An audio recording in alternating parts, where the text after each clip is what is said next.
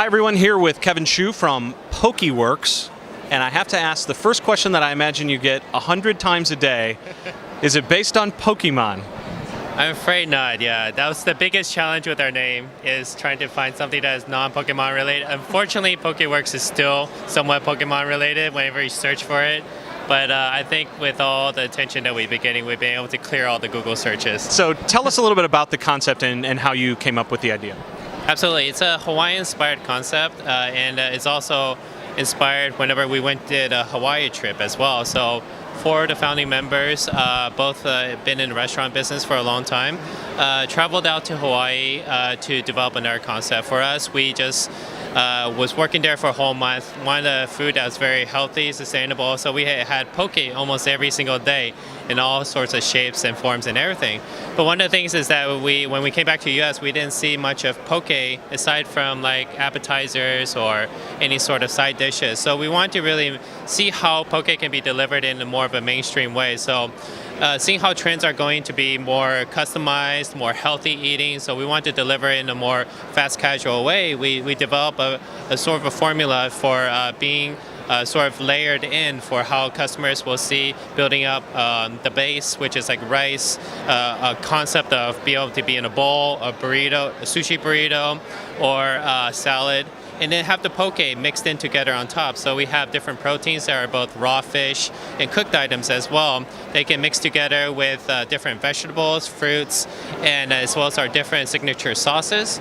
And it's a mix of sweet and savory, very Asian flavors that we kind of bring into different mixes of Japanese, Chinese, Thai, etc. that we bring all together to offer a very eclectic selection of flavors. And at the end, you can take it with you. You can have it in the park. You have it dine in as well. It just mixes very well with either quick grab and go, or either that or sit down and dine type of eating. So we've heard for years, particularly in the QSR space and even more in the fast casual space in the last couple of years, about healthy and fresh and all of these buzzwords really taking off and becoming a bigger part of, particularly here in America, people's eating habits on a daily basis.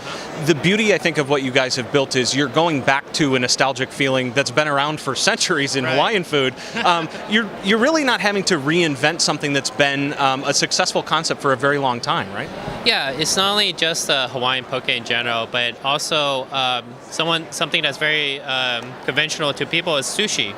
And sushi in general, you order what's already kind of predetermined for you. So one thing that poke and the concept of Pokéworks kind of brings it up a notch is that you actually can create your own food item, your own poke item, with your own combination of sorts. And whenever you come to a Pokéworks location, you kind of have that personal sushi chef, poke chef experience to where you can kind of mix and match your own creativity. And that's kind of where we see a lot of people coming back for more, because they can try all the different things that they didn't get the first or second time. Where has the development and growth been centered for you, and where are you targeting now as you're expanding even further?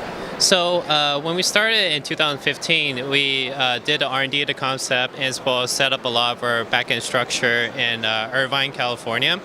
And then since then, we started our first location in actually Manhattan, right here in Manhattan, local in New York, over in the Midtown location on 37th and 6th. And that was a very unique thing, because for people in New York, it's also new to poke, but they're also very adventurous eaters. So we got a lot of love and attention from New York eaters, as well as a lot of people that are more in the media aspect, that has kind of broadened our sort of awareness to the West Coast as well as international as well.